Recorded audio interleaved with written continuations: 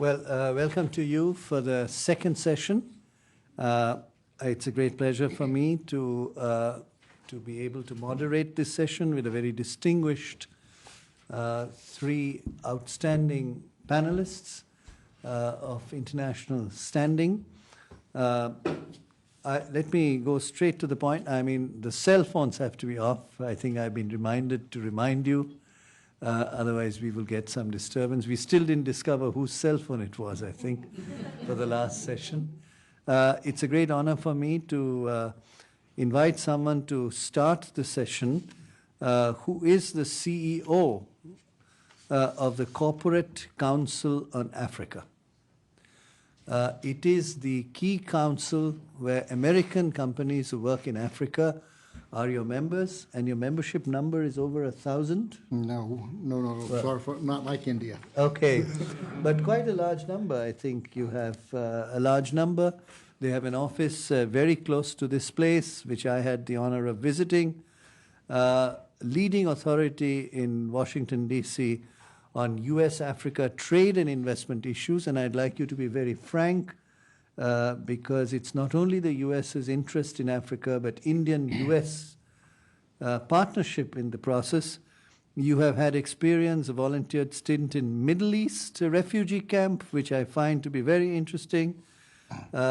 You founded the American Center for International Leadership, and of course, a very, very important leader in the United States on U.S.-Africa relations. Great honor to request Mr. Stephen Hayes, President, Corporate Council of Africa, CCA, to make his very important statement. Okay.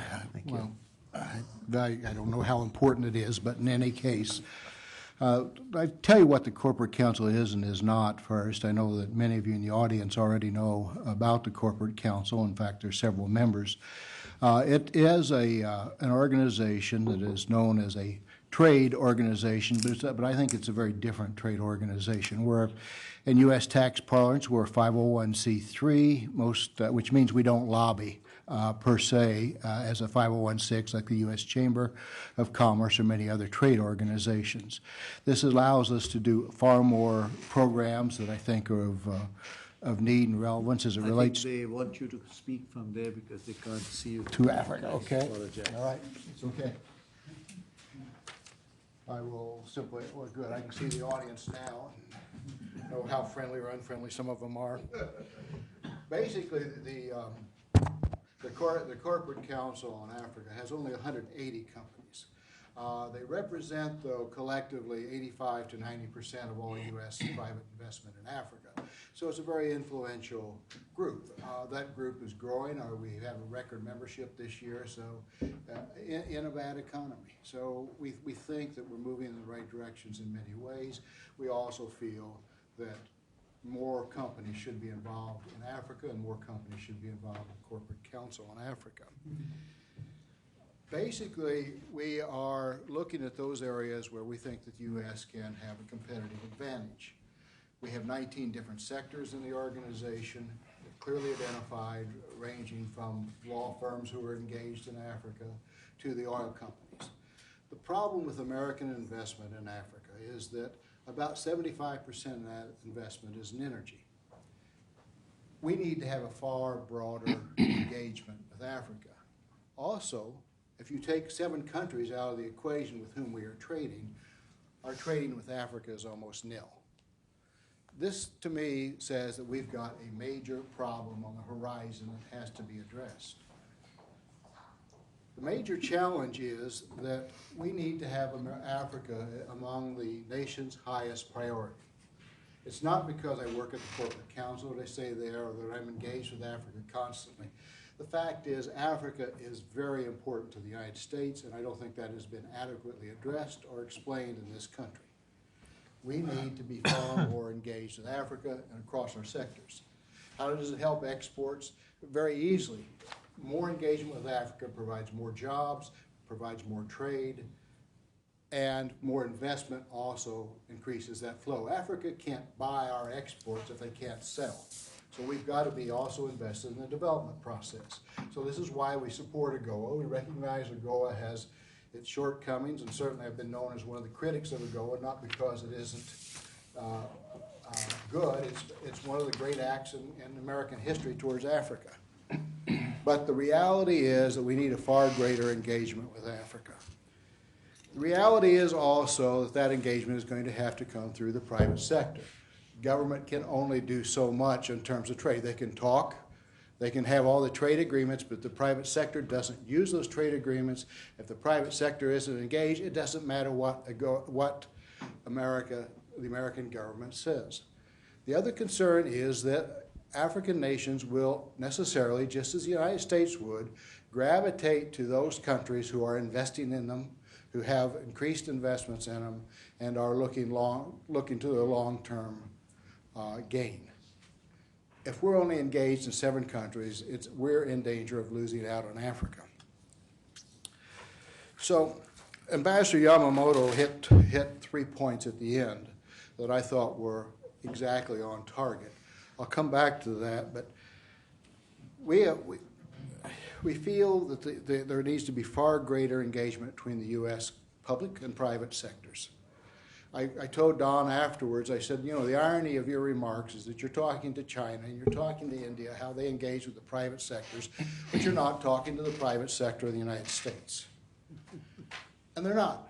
There isn't an engagement between the U.S. public and private sector. And 85% of your jobs are going to come through the private sector. Now, again, we're not talking about big oil. We're not talking about energy. We're talking about all the other fields as well. But energy provides a lot of jobs also in Africa. So at our own level, what are we doing? We're forming bilateral associations also. We've got a U.S.-Nigeria bilateral private sector to private sector. We have, at the urging of the Secretary of State, we have a U.S.-South Africa private sector engagement. It's called the Business Unity. It's called U.S.-South Africa Business Forum with Business Unity South Africa. The U.S.-Kenya Chamber of Commerce has been formed and is inside CCA. The U.S.-Angola Chamber of Commerce is inside CCA, although it's a separate organization. We're trying to bring these together. But what's missing in that, though, and what's missing in the bilateral approach is Africa needs regional development. If we are developing, it's why the IT programs are important. They transcend national boundaries. If a railroad line stops at a country and a different gauge continues to the next country, you can't have a fluidity of trade. You've got to look at regions. We aren't addressing our problems regionally. CCA is in the process of signing, I should say, but we'll be signing this next month an MOU with the AU to work with the development of the newly formed Pan-African Chambers of Commerce. We're the only organization that is signing that MOU with the AU. We're also looking at the relationships with our partners. American business is missing out on an extraordinary opportunity in Africa. And the longer we're outside, the more likely we're going to stay outside. And it's going to hurt our economy. It's going to hurt our international relations. It is a crisis as far as I'm concerned, and we've got to take some major steps. The steps that we're taking also include, all right, who are our partner organizations? Clearly, FICI is a partner organization. Clearly, the European councils business councils on Africa, the Canadians, the Japanese. But also, there's some very strong business organizations in Africa, the South Africans, the Nigerians, and so forth. All those are coming together next week in Toronto to look and address how do we start to partner more effectively, how do we make a difference to Africa, and how do we make a difference to our own economies? Because there is a sub-theme along here, as you notice. Somebody's being left out of the discussion.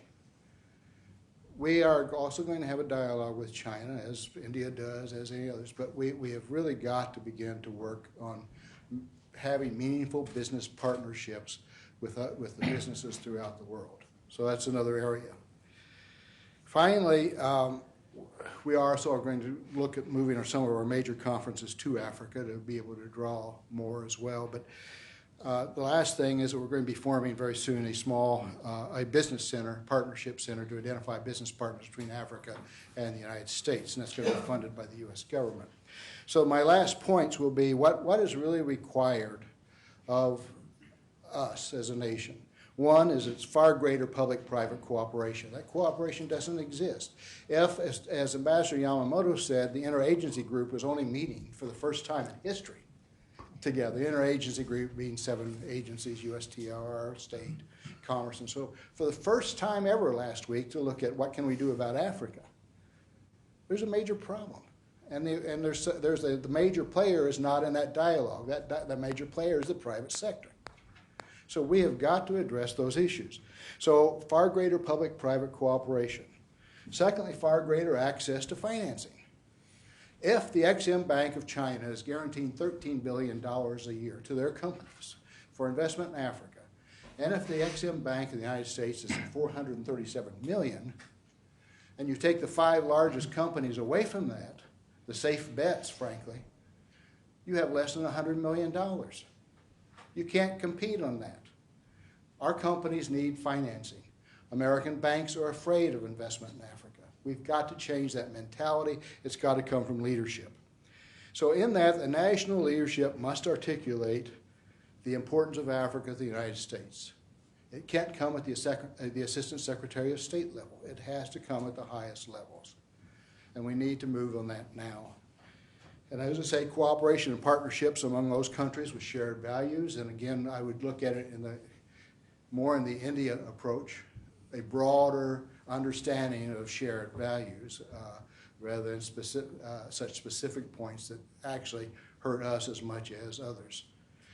And so finally, I'd also say we need to see Africa regionally. We need to see Africa as by regions and work on them with regions. That is not yet happening, and that's where I think policy changes need to happen. Thank you.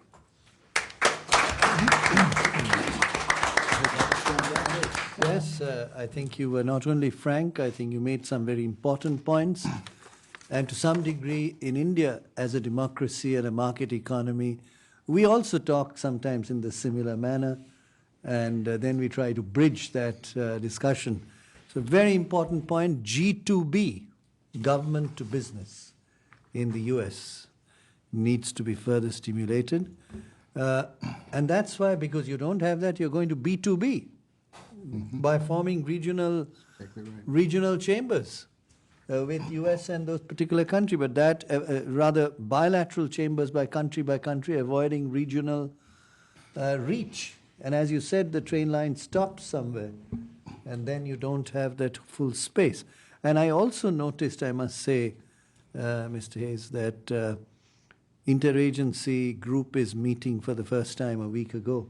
And we are doing, therefore, this conference at a very good time when US will have to find a strategic approach in Africa, and in that India can become a partner. So we are, in a way, right there on time for enlarging the US perspective as a part of our shared values, as you said at the end. Thank you very much. It's a very important statement indeed. We now turn to someone who was the director of the Office of India, Nepal, Sri Lanka, Bhutan, Maldives Affairs, and was the American Consul General in Mumbai when President Bill Clinton arrived in India. And I remember those 8 days I went to Mumbai. I just went for a day because we were hosting President Clinton for a huge event in the stock exchange of Mumbai. I went there just to see what was going on. I just with shirt sleeves and just some pieces of paper, I never came away for 8 days because I had the great opportunity of working with Mr. Good, who really steered that presidential visit single-handedly in terms of his capacities. I must also say that he's been, he's been in Abu Dhabi, he's been in United Arab Emirates, and we are proud to say that now he's the chief representative North America for Tata Sons, the great Indian company, global company that took over Jaguar, that took over a major steel company, Chorus. So I'm sure David has a lot to do with all of that. Please give him a hand, Mr. David Good. Well, thank you, Amit. Thank you very much. When you're listening to all those different places that I was assigned, you'll notice that not one of them was in Africa. So I'm a little bit, I feel that I'm a bit of an interloper here because I think I'm the only person on both of these panels who has never been to... Allow me to intervene. 1997, 99, you were director of the Office of North Africa, Near East, and South Asia. I was about to say that I'd never been to sub-Saharan Africa. I've spent a lot of time traveling in North Africa, but I've never been south of Khartoum. And so anything that I say today is basically from my perspective as somebody who knows something about what Tata's interests are. But what I can say is that when Tata's, as an Indian company, is the largest, I think, group of companies in India with the largest global presence, when we look at India, or when we look at Africa, we look at the same things that you all see and the same things that everybody's been talking about for the last hour or so, and that is the opportunity. We're business people. We noticed that the trade between India and Africa has gone up by something like 400% over the last 7 years. And so how can we not look at Africa? How can we not sort of see that as a place of opportunity for us too? There's a reason why Ratan Tata, our chairman, my chairman, is actually the head of the India side of the India-South Africa CEO forum that was announced, I think, just last week or 2 weeks ago in India when the president of South Africa came visiting in India. Because I've heard him say several times in my presence and in the presence of others that one of our major thrusts and one of our major geographic areas of interest in the world is going to be Africa, just because of the opportunities there. Now, when we look at Africa, we actually see not only the opportunities, but we actually see something that looks very familiar to us, because I think a lot of the opportunities that you see in Africa today are the same opportunities that you would have seen in India if you were looking to invest, say, 20 or 25 years ago. You know, we see that large population, a large and growing middle class. That sounds familiar, doesn't it? You hear people talk about India all the time as having that large and growing middle class. But we also see sort of an expanding and a growing lower and lower middle class coming out of poverty also, because if there's any company, I think, in India or perhaps in the world that has learned how to sort of to produce for those consumers, for those people who might have low income but have aspirations to entering the middle class, they have buying power as well. And so we see that as part of our consumer base too. And the same products that we create in India for the middle class, for the lower middle class, for the rural population in India, we see as very exportable to Africa too. What else do we see in Africa? Well, we see an expanding upper class and a business class too. We're not going to leave them out. I mean, the Ambassador Shankar, talked about the nano. Certainly the nano is going to be going to Africa. It's one of our first export targets outside of India and outside of South Asia. So certainly the nano is going to be going there because we feel that the same kind of purchasing group or consumer base in India exists in Africa also. But we're not going to forget about the upper class and the business class. There's a reason why we also have Taj hotels in Africa. We have one that's in Zambia, which has been there for, I think, about 13 years. We just opened up another one in Cape Town in South Africa just this year. Now, what else do we see in Africa when we think about what kind of a business that we're going to do there? Well, we see great diversity, 53 countries, I think I heard people saying, including a large number of English-speaking countries. I mean, English-speaking countries are a natural place for us to move into because we don't have the language issues or the language problems. So a very large population, English-speaking population, is a natural sort of magnet for us too. We also see a very significant Indian emigre population. You know, whenever there's a large Indian population which has been several generations in a place, that also is sort of a magnet for us because it means that we have, you know, not only maybe a small but a significant consumer base that is familiar with India, with Indian products, but also a group of local citizens within which we can actually seek talent for some of the labor force that we're looking for. We also see a long political relationship with Africa. Africa is not unfamiliar to the Tatas, and Africa is not unfamiliar to India. You heard Ambassador Shankar talk about the long history, and of course the beginning of the protest movements that Mahatma Gandhi began in South Africa. So I mean, there is this long connection which we build on whenever we go to Africa. We also see some of the same challenges in Africa that we have in India. We see the same challenges of poverty. We see the same problems of infrastructure shortages.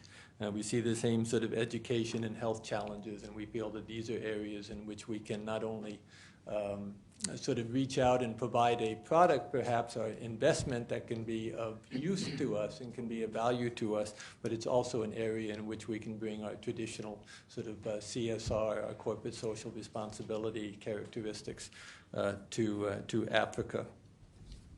Now, what kind of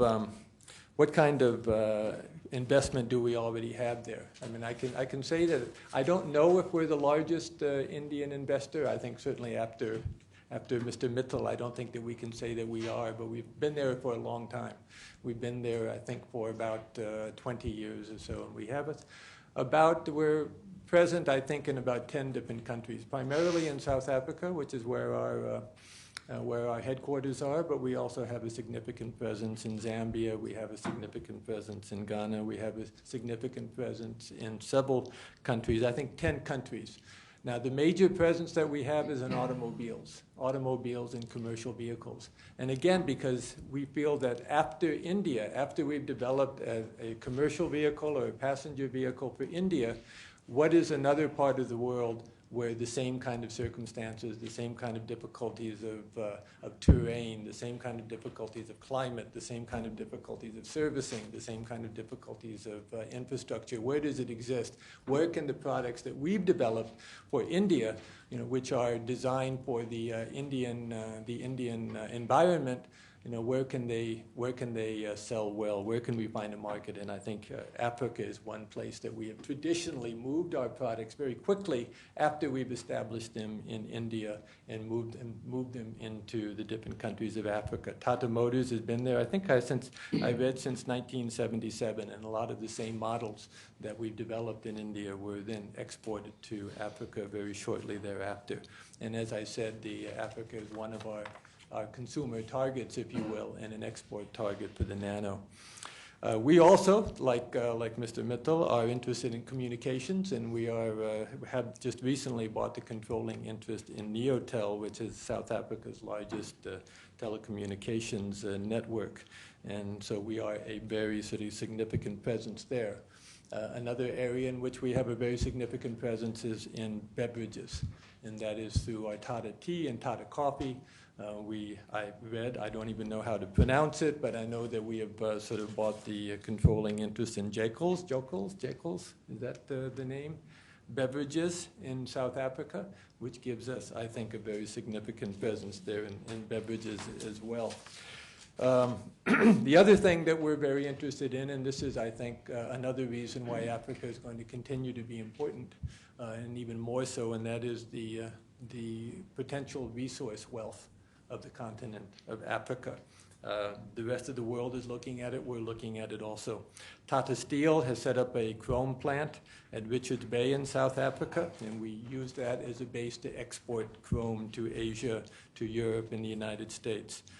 We are also the owners of Magadi soda ash in Kenya, which makes us the largest soda ash, as I understand it, the largest soda ash producer in Africa, and the second largest soda ash producer in the world. We acquired Magadi soda ash through our purchase of Brunner Mohn soda ash a few years ago out of Europe. And there, again, most of the product is exported outside of Africa. Now, what is the future for us? I think there were several speakers who talked about the different opportunities. We certainly see the same opportunities: pharmaceuticals, low-cost pharmaceuticals. Once again, the same things that are valuable in India. The sort of same sectors that are successful in India: low-cost pharmaceuticals to a very large population which has health challenges. We see Africa as a place where the pharmaceutical opportunities are huge. As Africa grows, as they begin to tackle their infrastructure problem, we feel that our engineering services and our steel company and everything involved in infrastructure development that we have engaged in India is going to be seek opportunities and find opportunities in Africa as well. Power. Tata Power, our power company, has begun expanding outside of India and is in the process of building a power plant even now, even now in Zambia. So what is our future? We think that our future is going to be very large. We have, as I said, our chairman has spoken several times about our intention of expanding in Africa, and I can see it happening even now.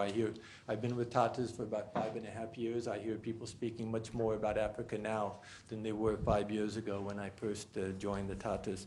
We see the challenges. Certainly we see the challenges. We see political instability in some of the countries of Africa, and I was very encouraged by some of the things that the African Union ambassador said, and that we also hope that some of these unstable situations are going to resolve themselves in Africa, because we're interested in expanding beyond the 10 countries that we're already in.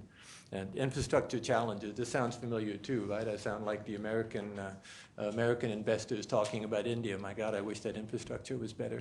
Well, I think as an Indian investor, I'd say the same thing about Africa. But again, we're encouraged that not only is the infrastructure going to get better, but that we're going to find a role for ourselves also in improving that infrastructure. Also the diversity. Again, this is something that we see in Africa, the great diversity of both religions and peoples and culture and background and languages. But again, it's something that we're familiar with. And so I think the final word that I would say is that we see the opportunity, and not only do we see the opportunity, but we seek the opportunity. And the reason that we do that is because it's all very familiar to us. Africa is a challenge, yes, but it's not it's neither an unfamiliar challenge, nor is it a blind challenge for us. And we feel that the successes that we've had in India prepare us very well for an even greater role in the development in Africa. Thank you. Thank you very much, Mr. Good. You've said your expansion plans, which perhaps could synergize with the United States in some way because you have U.S. interests as well, low-cost pharma, engineering services, power plant, and infrastructure. This conference may trigger some thinking of collaborating with U.S. companies and policymakers towards some of your future vision, which then will make this conference more successful. You are a giant in India, and we'd like to see you take a lead in the Indo-US collaboration for the African space. I think you're going to find Ratan Tata who's going to be willing to do that. Terrific. Thank you very much. We appreciate your very important statement. We'll return to someone who did his PhD in electrical engineering from the Air Force Institute of Technology. He is a full academician of International Academy of Aeronauticals. Of course, Dr. Johnson is a member of governing board of the Indo-US Science and Technology Forum. He is right now the Senior Vice President and Chief Technology Officer of Lockheed Martin Corporation, an officer of the corporation and a member of the executive leadership team. Dr. Johnson guides the corporation's technology vision and provides corporate leadership in the strategic areas of technology and engineering, which includes 70,000 people working on more than 4,000 programs. And I would end by saying we are very proud that FICCI collaborates with Lockheed Martin through the University of Texas's IC Square program, where for the last 4 years, driven by the experience of Dr. Johnson, we are commercializing technologies in India. It's called the Mine to Market program, which Lockheed Martin works with University of Texas IC Square.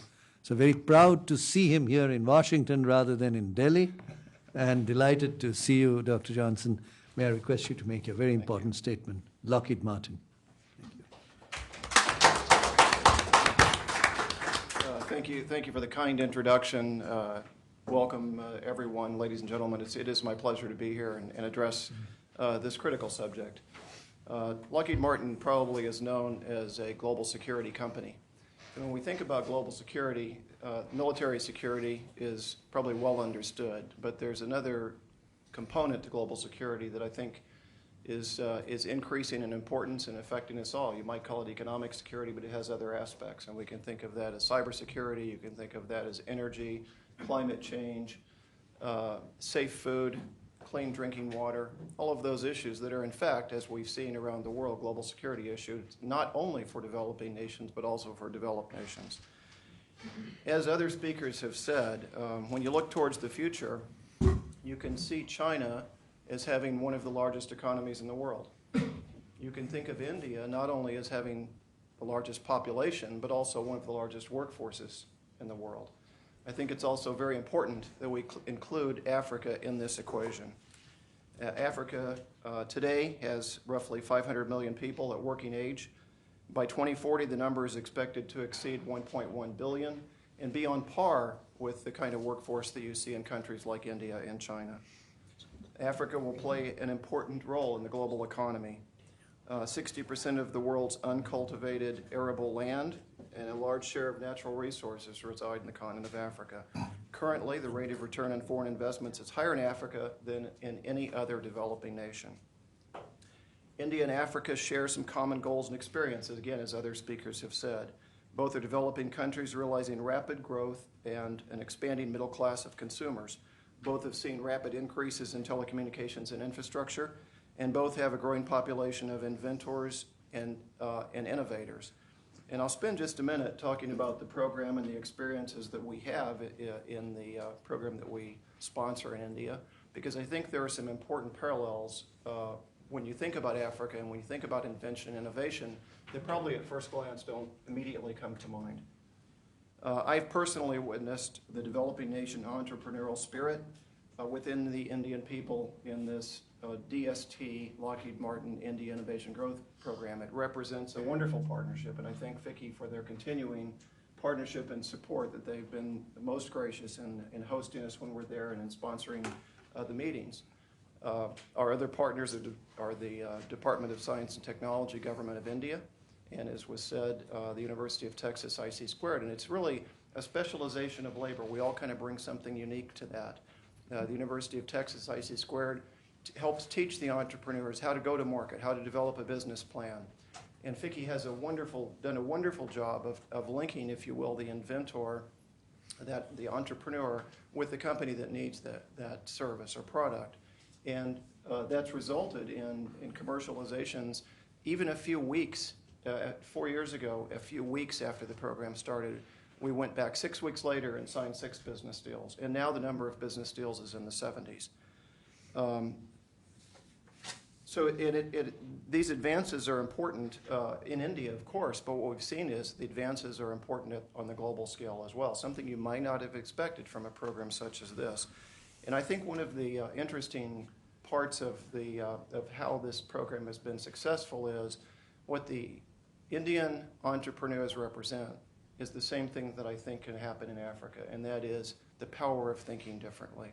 Because we understand that when you look at a problem from a different perspective, oftentimes with limited resources, you bring in solutions that were not expected.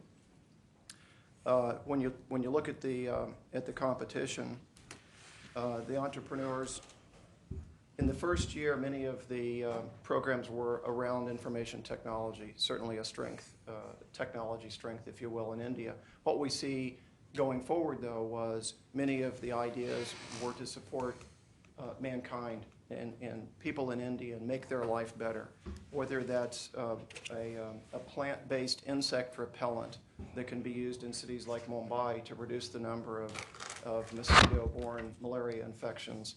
Or another innovation is micro-banking via cell phones, which I understand is called M-Pesa, which M is for mobile and Pesa is Swahili for money. And it's basically enabling the transfer of money and micro-banking to occur in Kenya.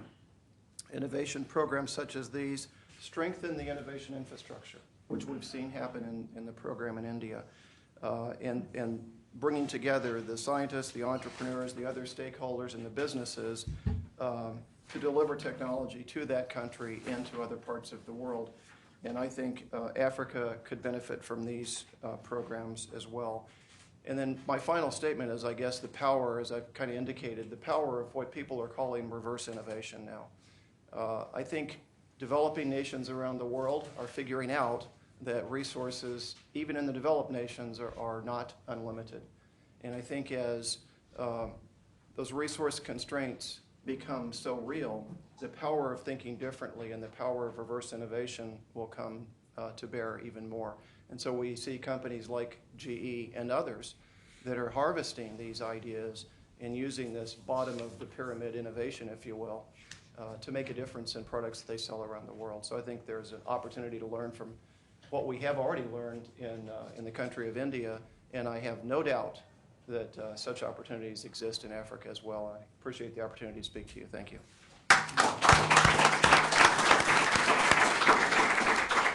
Thank you very much, Dr. Ray Johnson. You made some very, very important points. Is innovation something we can leverage? India-U.S. relations in Africa. There are millions, I'm sure, of small entrepreneurs. I remember I was invited into South Africa immediately after Dr. Nelson Mandela took over as president, and he called it a presidential conference on small and medium enterprises. And 6 of us from the world outside were invited as technical experts, so-called. And I remember when my Japanese colleague got up to speak, who had been brought in from Japan, like I had come from India, one gentleman got up and said, "What is your small industry in Japan? What's the kind of investment you're talking about?"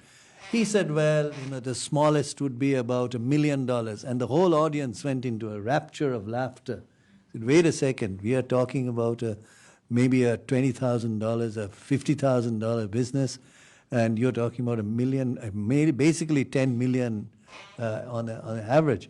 So I think what is interesting is that today, that was years ago. Today, I think we would be delighted to work with Lockheed Martin to look at the same program's replication in Africa, where we have 350 applicants per year for your program, and you practically succeed in commercializing with us 30 mine-to-market enterprises. And by the way, the Tatas have taken one of them, sir, which was a technology developed by an Indian laboratory. Now, here's the Tatas and here's the Indian laboratory. We had to connect through FICCI, through Texas, through IC Square, through Lockheed Martin to commercialize that. So that's a real live collaboration between a great company like the Tatas and ultimately the United States. So we would hope that through this program that we've started today with Carnegie, maybe we can look at a mine-to-market program in Africa with India-US as a collaborating entity with the support of the Africa Council, which will certainly be interested in new technologies and commercializing those technologies. Maybe we can give that a try. Thank you. I think we have let's spend about 10 minutes to 15 minutes with questions to these very tall business leaders. Please. We'll go to the gentleman here, and then we'll go to the gentleman there. I'd just like to address it to all 3 gentlemen. I think they're recording, so it may be useful for you to use the microphone. I'd like to address the question to all 3 gentlemen. Identify yourself too, please. I'm Randall Doyle. I'm a professor of history. I teach Asian history, Asia Pacific, and U.S. foreign policy at Central Michigan University. I drove here for this, but anyway. Oh, lovely. We're at another conference tomorrow. But one of the gentlemen mentioned earlier, I think Mr. Mattel here mentioned that there's 53 nations, 700 million people. And just having a general idea of Africa's situation, the political spectrum is literally from 1 to 53. Different types of governments, different types of internal situations, everything. And Mr. Hayes touched on the fact that basically, obviously, 7 countries get all the investment, the other 46 go without. And Tata's in 10 countries, but hoping to expand. And Lockheed Martin, of course, has interest in the area. But it seems to me that if we're looking for some kind of blanket solution or some kind of universal strategy for Africa, it's not going to work, because it seems like to me, with such diversity in types of internal governments, that yes, banks are going to be reluctant to invest in Africa because of these internal dynamics. And so I'd like to have all 3 gentlemen talk about the fact that it seems to me that you're almost literally, if you're going to do across the board, you're going to have 53 different types of strategies to deal with this type of diversity. You're not going to find some kind of common solution or common strategy that'll be applicable to all 53 of these countries. It just seems to me that's a common sense type of thinking result.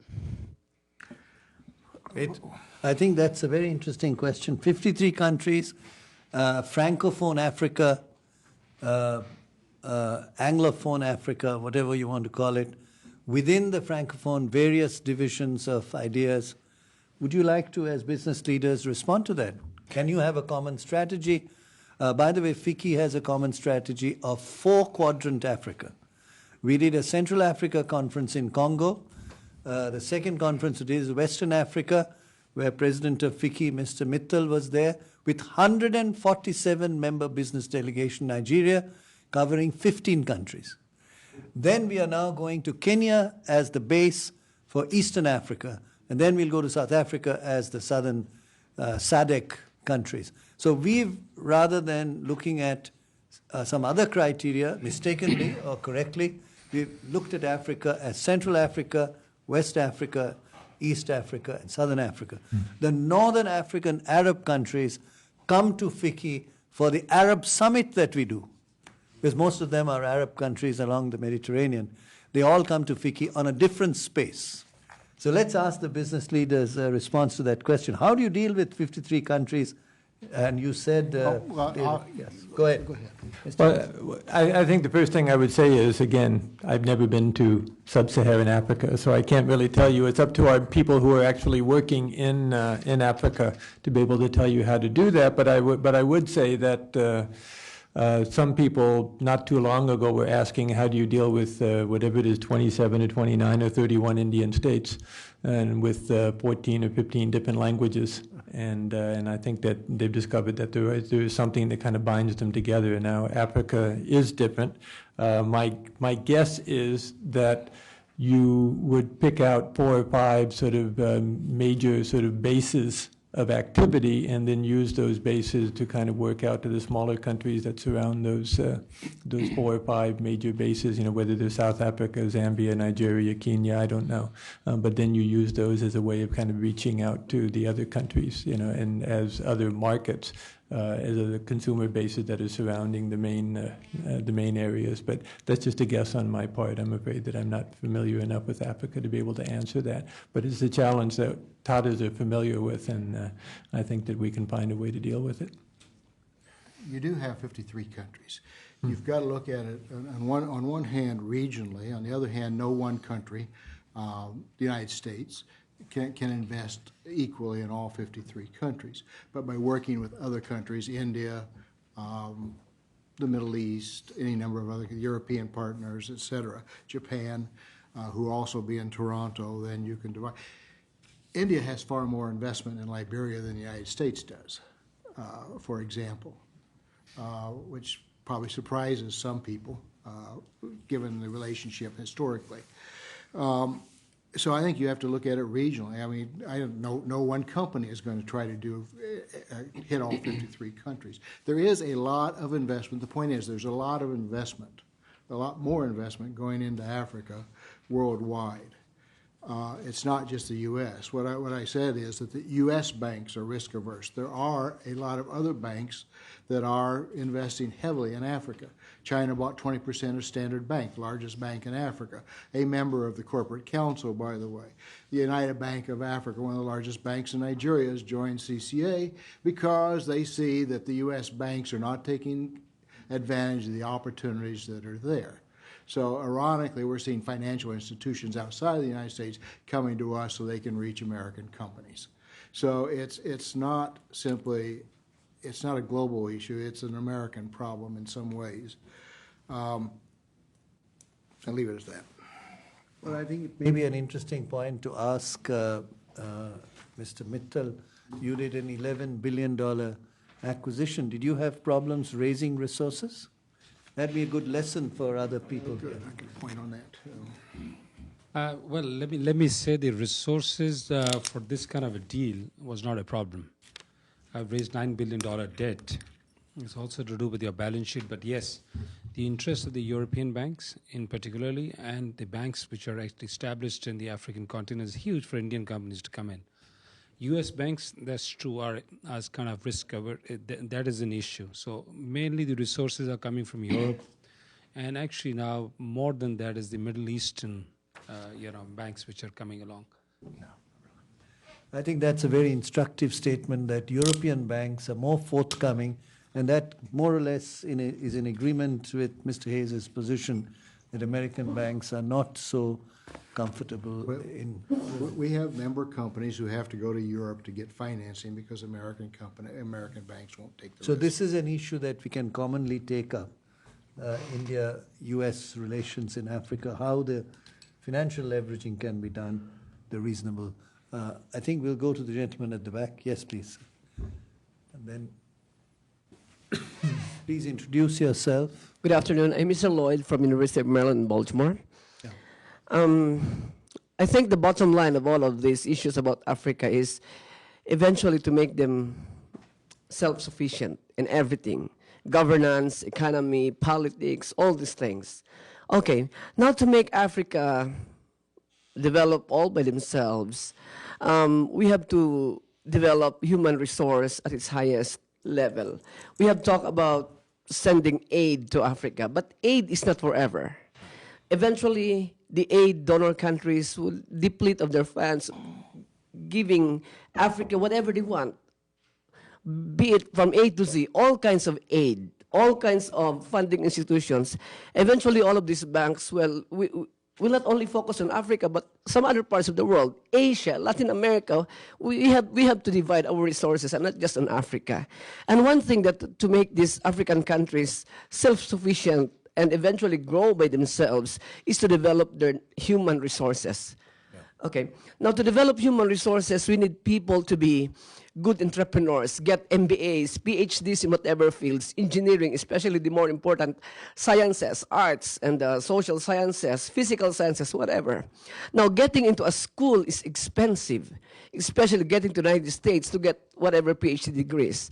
Now, why don't we bring schools or universities to Africa?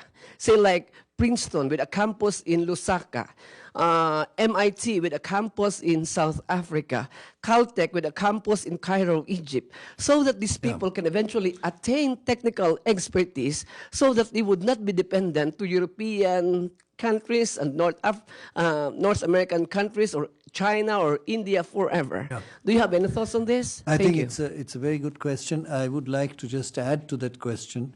India is opening up to foreign universities according to the foreign university bills.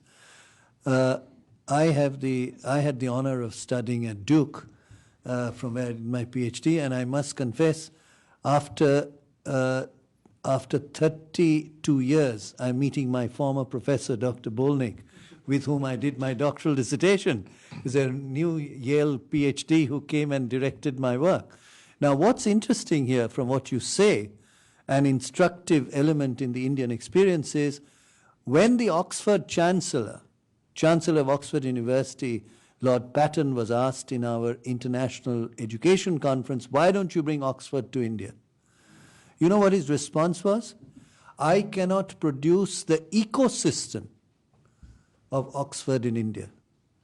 So I think a serious issue that you're raising is it possible for United States or UK or wherever to bring top universities into India? Forget, the African countries, barring South Africa, is further a struggle. They are saying we cannot come to even India because to build the ecosystem of these 300-year-old, 700-year-old, 200-year-old, 100-year-old universities in entirety is not possible. But what you're perhaps saying is it possible to take specific programs in alliance with African universities? This is what the American schools are going to do with India in the future once this bill is passed. So are you going to have an MIT specific engineering program with a curricular redesigning with a university in Africa, with some exchange of faculty and some exchange of students? That is practical and feasible. So only from experience I'm saying to you, the American university, we had the Harvard president, the Yale president, the Stanford president coming to this conference, one person each year, and we have the Georgetown president coming this year to India. But the answer they have given informally is, it's not possible to create in a hurry that entire ecosystem. But I think we would like to encourage this possibility. You have a comment? Biting. I don't think Africa needs Oxford. What they need are vocational schools, mid-level universities that reach the masses. There is a large number of people that need the access to education in Africa. You can't send everybody to Harvard. You can't send everybody to Oxford or the Sorbonne. But there are universities now that are looking at Africa as a business opportunity. The University of Maryland, I just learned, was negotiating with Brazzaville. It broke down, but to put a campus there. Small campuses would be great, I think, business opportunities for universities, and universities are businesses. Vocational tech schools could do very well in countries that need them badly, like South Africa. So again, that's another opportunity. Thank you very much. I think we have a question there. Hi, my name is Tal Holman with the Boeing Company. Thank you, gentlemen, for your comments. Very small company.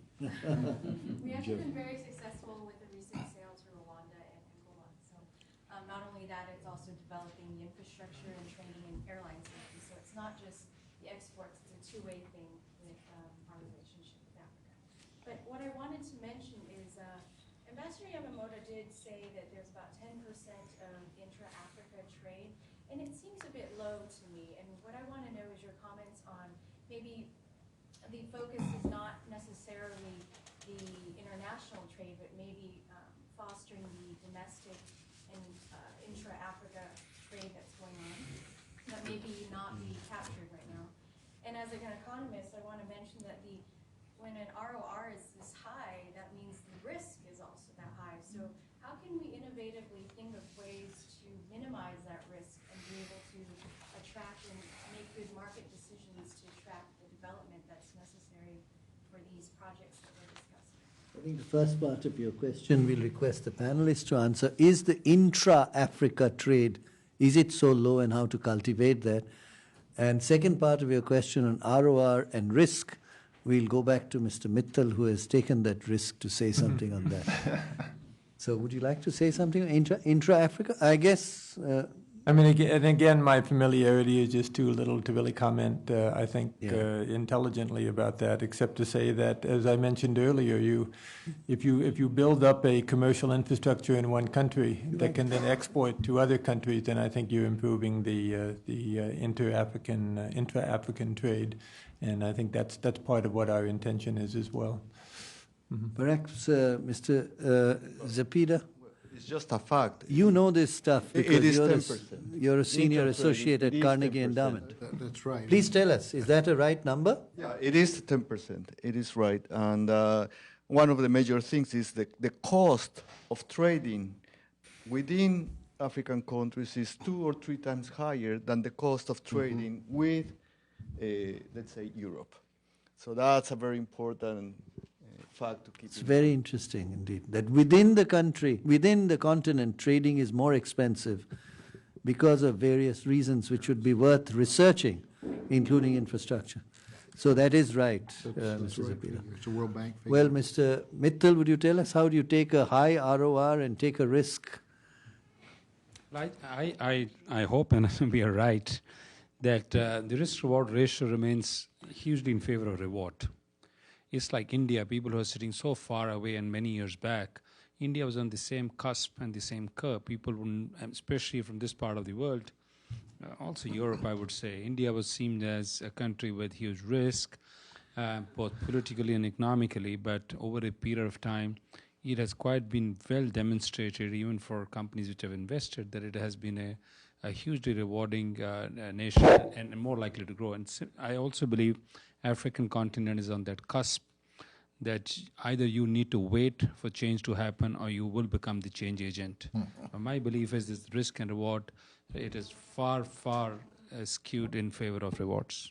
It's a very important statement. We wait for change to happen and then get in, or be the change yourself. And you've chosen to be the change yourself. I think we'll take a question from there, a question from there, and a question. That should conclude our session. Thank you very Yeah. much. Mahesh Kotacha, Structured Credit International, based on New York. My question is related to the efforts by the Indian government to foster Indian investment in Africa. There is Exim Bank financing available, but that's typically for short-term trade credits. What Mr. Mittal is doing is long-term financing of his investments. To what extent is Indian investment constrained by availability of long-term financing, such as would be required for infrastructure, and to what extent can the government help in that respect? I think Mr. Mittal said that he raised his money from European banks, as you notice, to a great extent. Maybe you can say something. I think it's a very valid question, but I can tell you simply as an entrepreneur that we don't seek any government support when it comes to raising a debt. Government should stay away as far as the debts are concerned. One, it'll be very expensive, which we don't believe that entrepreneurs should do that. But I believe good projects will get debt. That's my feeling. Yes, Exim banks across the world, in that sense, even the Indian Exim banks, they'll give you for short term and not their large sums in any case. And infrastructures will require those kind of fundings. So there the issue is really regulatory. If the regulatory issues are well structured in those countries where you're investing, you will find funding. Just related to that too, when CCOM, an American company that has just set the first cable, broadband cable between India, East Africa down to South Africa, raised about $750 million for their initial investment. They said 3/4 of that came from African investors. Wow. That's a very great insight into what's possible within Africa. You also have OPIC, which can give you, if you have 25% American equity, then OPIC may be able to give some money as well, I believe. So people would take advantage of OPIC. I'm not sure that's true, but it's a possibility. We'll go to the gentleman there. Yes.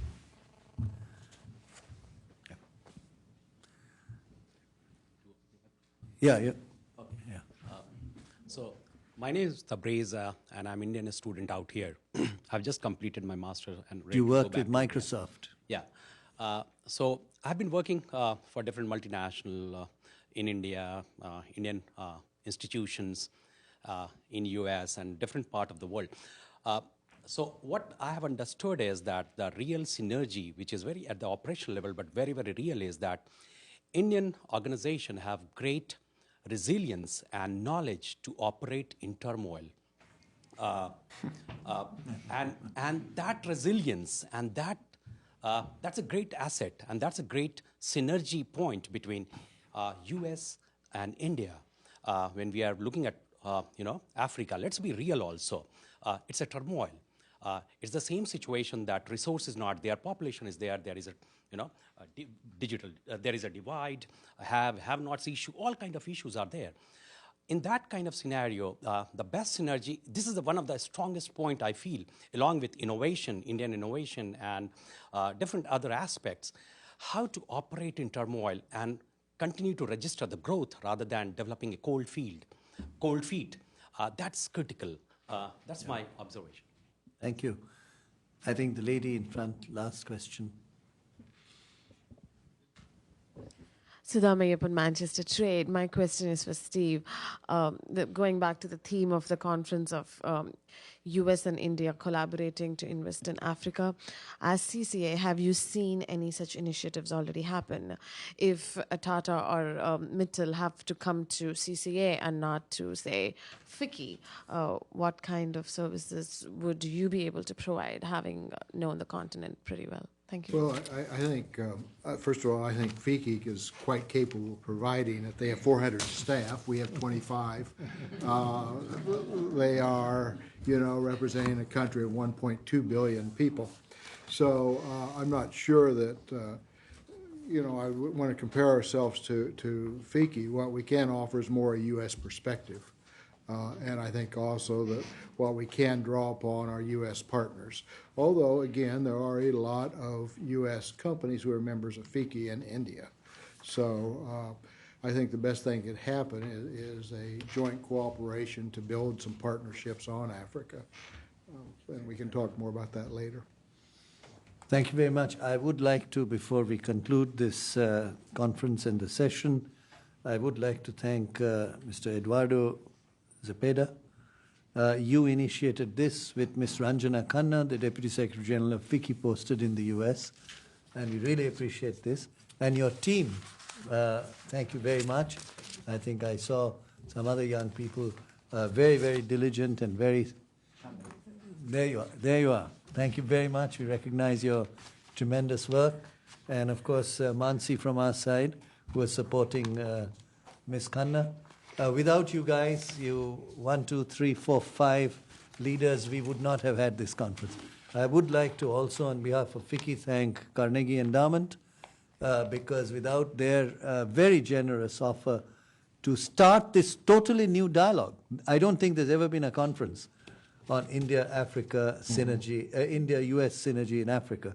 So you've, in a way, started a new trail, and we hope to take this forward with Carnegie into the future in the thought level and in the business level.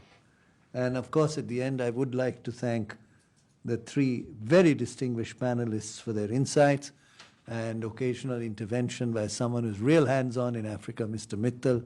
You opened the conference and you added value to this session as president of FICCI.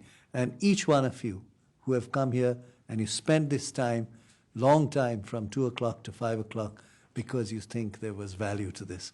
So thank you very much, and thank you, distinguished panel.